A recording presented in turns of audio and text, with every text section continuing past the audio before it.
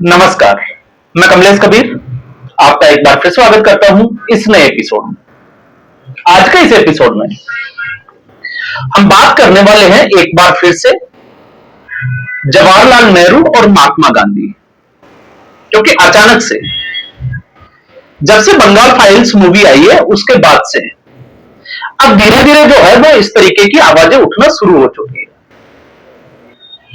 अब ऐसे में हालांकि मैंने ट्रेलर भी नहीं देखा, ना मैंने जो है वो बंगाल फाइल्स मूवी देखी है, लेकिन जितना मेरा नॉलेज है और जितनी मैंने स्टडी की है, बंगाल के विभाजन की मैं बात नहीं करूंगा, मैं देश के विभाजन की बात करूंगा। तो कुछ ऐसे फैक्ट्स जो है वो जरूर सामने आते हैं, और जब हम उन फैक्ट्स पे गौर फरमाते हैं तो जब मैं ये कह रहा हूं कि नेहरू और गांधी ये दोनों ही असफल लीडर थे, ये जो है वो मेरा कहना नहीं है, ये विवेक अग्निहोत्री का कहना है, जिनका अभी आपने देखा अलग अलग न्यूज चैनल्स के ऊपर इंटरव्यूज वगैरह चल रहे हैं। तो मैंने उनके जो विवेक अग्निहोत्री का जो बयान है उसी से कुछ चीजें समझने की मैंने कोशिश की है। तो जब ये सवाल खड़ा होता है कि आखिर ऐसा क्यों, तो पहली जो सबसे बड़ी चीज जो हमें समझनी चाहिए वो ये समझनी चाहिए कि आखिर इस तरीके की चर्चा की जरूरत क्यों पड़ी। कारण पहला इसका, और कारण यह था कि इस देश में या इस देश की जनता को यह बताने की कोशिश की गई कि देश की आजादी में सिर्फ और सिर्फ कांग्रेस पार्टी का हाथ है, इसके अलावा किसी भी नेता का, किसी भी व्यक्ति का कोई रोल जो है वो इस देश की आजादी में नहीं है। ये इस देश की जनता को, या हम कहें कि इस देश की जनता को इस तरीके से गुमराह किया गया। अब जब हम इसकी बात करते हैं तो मैं ये क्यों कह रहा हूं, क्योंकि आप देखिए लाला लाजपत राय, विपिन चंद्र पाल, बाल गंगाधर तिलक, इसके अलावा भगत सिंह, राजगुरु, सुखदेव, चंद्रशेखर आजाद, और फिर हम बात कर सकते हैं सुभाष चंद्र बोस। आखिर इन लोगों का नाम जो है वो अग्रिम पंक्ति में क्यों नहीं लिया जाता? सिर्फ नेहरू और गांधी का ही नाम क्यों लिया जाता है? और अक्सर हमें ये क्यों कहा जाता है कि आजादी के लिए ये लोग जेल गए थे? मैं इसका काउंटर करता हूं, ये लोग तो आजादी के लिए जेल गए थे, लेकिन कुछ ऐसे लोग थे जिन्होंने, चंद्रशेखर आजाद जिन्होंने गोली खाई थी, भगत सिंह, राजगुरु और सुखदेव जो फांसी पर चढ़ गए थे, तो जेल जाना और फांसी पर चढ़ जाना, इन दोनों में बड़ा बलिदान कौन सा है? तो आपको समझ में आएगा कि किस तरीके से मैनिपुलेट किया गया है एक परिवार की वजह से, कि इस देश में जो भी आज सब कुछ है वो सिर्फ और सिर्फ उस परिवार की वजह से है। लेकिन सवाल तो यह भी है कि वो परिवार भी तो किसी वजह से होगा। अब जब हम इसको कहते हैं तो इस देश की आजादी की जो बगावत जो थी अंग्रेजों के खिलाफ, वो कांग्रेस पार्टी ने तो खड़ी नहीं की, क्योंकि इसकी शुरुआत तो 1857 की क्रांति से हो चुकी थी। तो फिर आप मंगल पांडे के योगदान को कैसे भुला सकते हैं? आप रानी लक्ष्मीबाई के योगदान को किस तरीके से भुला सकते हो? तो 1857 में आजादी के लिए अंग्रेजों के खिलाफ जो बगावत की जो लहर खड़ी हुई, उससे अंग्रेज टेंशन में आ गए। उनको चिंता सताने लगी कि अगर यह बगावत की चिंगारी जो है वो और ज्यादा फैल गई तो अंग्रेजों का भारत में बने रहना मुश्किल हो जाएगा। तो इसके लिए उन्होंने, या हम कहें कि उस आंदोलन को रोकने के लिए, क्योंकि 1857 में अगर आप मंगल पांडे के आंदोलन को देखोगे तो वो मुद्दा जो है वो संस्कृति और धर्म से जुड़ा हुआ बन गया था। कारतूस जो थे वो गाय की चर्बी, आपको पता ही होगा किससे बने हुए थे। तो ये मुद्दा जो है वो बहुत बड़ा, और अंग्रेजों को पता था कि अब जो है वो रुक पाना मुश्किल है, इसलिए अंग्रेजों ने बड़ी ही चालाकी से ऐसे विद्रोहों को दबाने के लिए कांग्रेस पार्टी की स्थापना की, और कांग्रेस पार्टी में भारतीयों को शामिल कर लिया गया ताकि वो मीडिएटर की भूमिका में काम करे। और कांग्रेस पार्टी की स्थापना जब 1885 में हुई तो उसका पहला अध्यक्ष A.O. होम, जो अंग्रेज था, ब्रिटिशियर्स था, तो उसके नाम से ही आपको पता लग जाएगा कि ये लोग जो है वो कांग्रेस ही किसके अंडर में काम कर रहे थे। तो अगर आप इतिहास को नेहरू कांग्रेस से या गांधी की कांग्रेस से अगर जोड़ के देखते हो तो फिर आप जो है वो समझने की भूल कर रहे हो। आपको जोड़ना पड़ेगा इतिहास को, क्योंकि प्रथम स्वतंत्रता संग्राम 1857 में लड़ा गया था, जब ना महात्मा गांधी पैदा हुए और ना जवाहरलाल नेहरू पैदा हुए। और फिर हम आते हैं 20th सेंचुरी की बात करते हैं, 1900 के बाद की। तो 1900 के बाद में आखिर अंग्रेज जो है वो जवाहरलाल नेहरू जेल गए, महात्मा गांधी जेल गए। और महात्मा गांधी कैसी जेल में गए? आप कभी जाओ पुणे के आगा खां पैलेस, आप कभी घूमकर आओ और फिर उस आगा खां पैलेस को देखो तो आपको लगेगा कि ऐसी जन्नत, ऐसी जेल जो है वो सबको मुबारक हो जो जेल में जाते हैं। और फिर अंग्रेज अपनी गाड़ियां भिजवाते थे। तो कभी वीर सावरकर को काला पानी की सजा क्यों दी गई? वीर सावरकर को भी तो आगा खां जैसे किसी पैलेस में जो है वो नजरबंद किया जा सकता था। और उस कालकोठरी में 10 बाई 10 की जो कालकोठरी थी, जिसमें उसी में आपको मल त्याग करना है, उसी में आपको टॉयलेट करना है, एक कटोरी जो है वो पानी दिया जाता था, कोलू को बेल की तरह जो है वो उनको लगाया जाता था। तो इतनी यातनाएं देने की क्यों जरूरत थी? क्योंकि आजादी तो वो मांग ही नहीं रहे थे ना। कांग्रेस के हिसाब से तो आजादी के हीरो महात्मा गांधी और नेहरू थे, तो ये सजा उनको क्यों नहीं हुई? तो ये बंगाल जो फाइल्स जो मूवी आई है उनको लेकर, और इसमें आप एक चीज देखिए, विडंबना भी देखिए इस देश की, कि जब भी हिंदू संस्कृति से जुड़ी हुई कोई फिल्म बनती है तो उसका विरोध पूरे देश में उठता है और सबसे आगे खड़ी रहती है कांग्रेस पार्टी। लेकिन अकबर के ऊपर कोई मूवी बनेगी, जोधा अकबर या कोई दूसरी मूवी, तो ये सब लोग जो है वो खामोशी से अपना या खामोशी से इसको देखते रहेंगे। फिर ये भेदभाव क्यों? और जब आप लोग आजादी का क्रेडिट लेते हो कि हमारी वजह से आजादी मिली है, तो फिर आप उन घटनाओं का क्रेडिट भी आपको ही जाएगा जिन घटनाओं को लेकर आज इतिहास जो है वो भरा पड़ा है और आपको कोसता है। तो कारण एक, जब हम बंगाल फाइल्स की मूवी, मुझे नहीं पता इसमें क्या है, लेकिन मैं कुछ फैक्ट्स जो आपके सामने रखूंगा। जब हम महात्मा गांधी की बात करते हैं तो 1938 में कांग्रेस अध्यक्ष पद के लिए चुनाव होता है और कांग्रेस पार्टी की, महात्मा गांधी ने अपना एक जो है वो उम्मीदवार खड़ा किया। रमैया रमैया कुछ नाम थे उनके, साउथ से आते थे, लेकिन सुभाष चंद्र बोस को जीत हासिल हो जाती है। तो महात्मा गांधी उसको अपनी व्यक्तिगत हार के रूप में लेते हैं और उसका असर यह होता है कि सुभाष चंद्र बोस से महात्मा गांधी बातचीत करना तक बंद कर देते हैं। और 2 साल बाद में नौबत ही आ जाती है कि सुभाष चंद्र बोस देश छोड़ने के लिए मजबूर हो जाते हैं। क्यों और किसकी वजह से? कभी तो हमें जो है वो ऐसे कुछ सवाल है जिनके ऊपर खुलकर बात करनी चाहिए। और फिर सुभाष चंद्र बोस से इतना डर नहीं था, तो आपने ये तो बता दिया इस देश को कि सुभाष चंद्र बोस की मौत हो गई है हवाई दुर्घटना में, तो फिर आप आजादी के बाद में भी सुभाष चंद्र बोस के घर की बाहर जासूसी क्यों करवाते रहे? आपको क्या डर था? जब सुभाष चंद्र बोस हवाई दुर्घटना में उनकी मौत ही हो गई, तो फिर सुभाष चंद्र बोस कहां से आएंगे? इसका मतलब ये सारा जो है वो कहीं ना कहीं एक षड्यंत्र का हिस्सा मालूम होता है। और फिर उसके बाद में जब बंगाल फाइल्स की बात आती है, तो बंगाल फाइल्स के साथ में कुछ ऐसे जो है वो सवाल खड़े होते हैं कि आपने, क्योंकि अब अगर मैं कुछ बोलूंगा तो फिर आपको लगेगा कि आप जो है वो बायस हो, आप जो है वो कांग्रेस के खिलाफ हो। यहां बात कांग्रेस की नहीं है।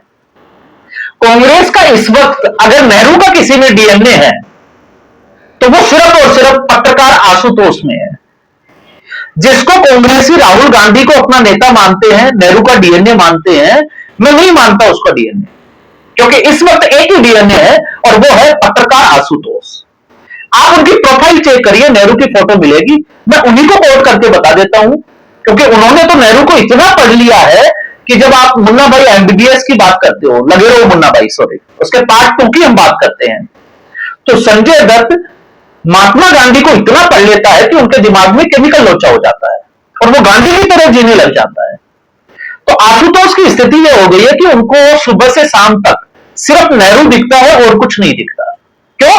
क्योंकि उन्होंने नेहरू को इतना पढ़ा, और कितना पढ़ा, इतना पढ़ा कि 2017 में जब आम आदमी पार्टी के महिला एवं बाल कल्याण विकास मंत्री संदीप कुमार यौन शोषण के मामले में एक सीडी उनकी वायरल हुई थी, और उसके बाद में जब वो जेल गए तो उस वक्त एक ट्वीट किया था सोशल मीडिया पर, और वो पोस्ट ये था कि संदीप कुमार क्या, इससे पहले अगर आप देखोगे तो महात्मा गांधी का सरला चौधरी, मैं नाम लेकर बता रहा हूं आपको, उसको हूबहू, इसके अलावा अटल बिहारी वाजपेयी, रानी कौर, ये नाम जो है वो उन्होंने लिया, क्योंकि ये इतिहास में जो है वो इसका वक्तव्य मिलता है, तो जो सच्चाई है वो है।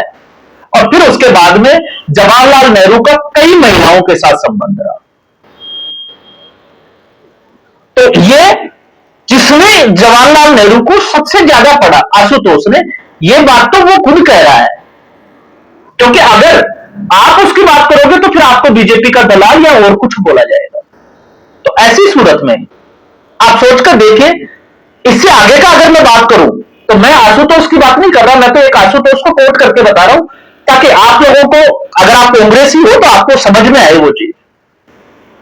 मैं आपको डायरेक्ट कोट करके बताता हूं, पामेला हिक्स, भारत के आखिरी गवर्नर जनरल माउंटबेटन, उनकी जो बेटी थी एडविना और उनकी पामेला हिक्स, आप उसकी किताब को उठाकर देखिए, जो नेहरू के लिए और एडविना की जीवनी पर बनी हुई है, लिखी हुई है। उस बुक के 118 पेज से लेकर 220 पेज तक आप पढ़ते रहिए, आपको समझ में आएगा कि जवाहरलाल नेहरू क्या थे। और आखिर में माउंटबेटन क्यों चाहते थे कि भारत का पहला प्रधानमंत्री जो है वो जवाहरलाल नेहरू ही क्यों बने, कई सवालों के जवाब जो है वो आपको उसकी बुक में मिल जाएंगे। लेकिन जब हम बंगाल फाइल्स के साथ इसको जोड़कर देखते हैं तो आप लोग जो है वो गधे मुर्दे नहीं खोज सकते इस देश में, आपको ऐसा कहकर दबाने की कोशिश की जाएगी। गधे मुर्दे क्यों नहीं खोज सकते? क्योंकि हिंदुओं पे हुए अत्याचार के बारे में आपको बात ही नहीं करना, ये इस देश में सबसे बड़ा गुनाह है। फिर चाहे वो 1947 हो, 1948 हो या फिर 1990 में, इससे पहले बहुत सारे दंगे हुए, हिंदुओं को पलायन करने के लिए मजबूर किया गया, या फिर 1990 में कश्मीर की मस्जिदों से ऐलान तक किए गए। आपको उसकी बात नहीं करनी, आपको बात किसकी करनी है? गंगा जमुनी तहजीब की बात करनी। तो गंगा जमुनी तहजीब की जिन लोगों ने बात की पहलगाम अटैक में, तो आपने देखा कि धर्म विशेष के लोगों ने धर्म पूछकर उनको गोलियां मार दी। तो इस आवाज को कौन उठाएगा? और जब बंगाल फाइल्स की हम बात करते हैं तो आखिर ये वाकया हुआ कैसे था, आपको यह भी समझना पड़ेगा।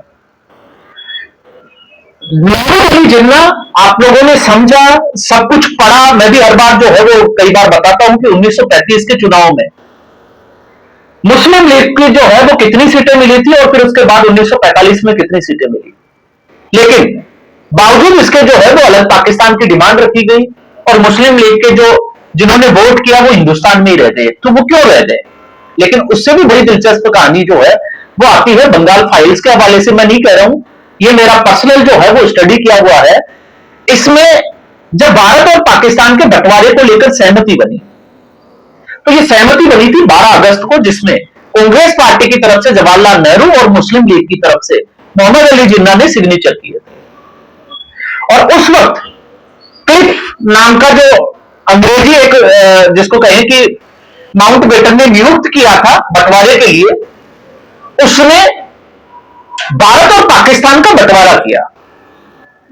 अब आप सोच के देखिए, इसीलिए आपने देखा होगा इस जो बॉर्डर है इसका नाम दिया गया रेड क्लिफ लाइन, ये उसके नाम से पड़ी है।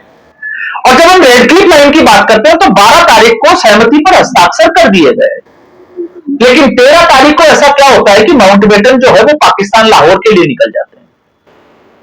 अब बंटवारा कैसे किया गया? बंटवारा ऐसे किया गया क्योंकि जहां रिलीजन था, बंटवारे का मुद्दा जो है वो धार्मिक था, तो धार्मिक आधार पर जब बंटवारा किया गया, पाकिस्तान को तकसीला चला गया। और आप देखिए 80% पंजाब का हिस्सा चला गया। मैं कहता हूं कि ननकाना साहब जो है वो पाकिस्तान में चला गया। लेकिन भारत सरकार, उस वक्त की भारत सरकार जो थी, वो करतारपुर कॉरिडोर या हम कहें कि करतारपुर साहिब को भारत में नहीं ले पाई। पूर्वी बंगाल और पश्चिमी बंगाल के लिए वोटिंग हुई। पूर्वी बंगाल जो है वो मोहम्मद अली जिन्ना के और पश्चिमी बंगाल जो भारत का हिस्सा रहा उसके लिए वोटिंग हुई और हमने इसकी जो है वो पहले भी चर्चा की है। लेकिन 13 अगस्त को जब माउंटबेटन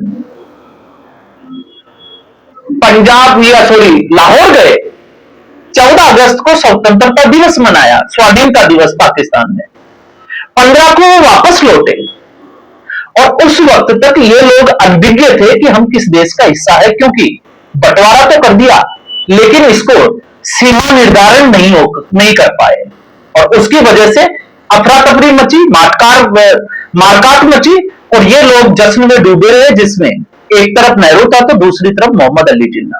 और बंटवारा कैसे किया गया? चटगांव, बांग्लादेश का चटगांव जो हिंदू बाहुल्य क्षेत्र था, वहां पर सिर्फ और सिर्फ 7,000 की आबादी, आप सोचकर देखिए, और उस 7,000 की आबादी मुस्लिम थी, बाकी सारे हिंदू थे।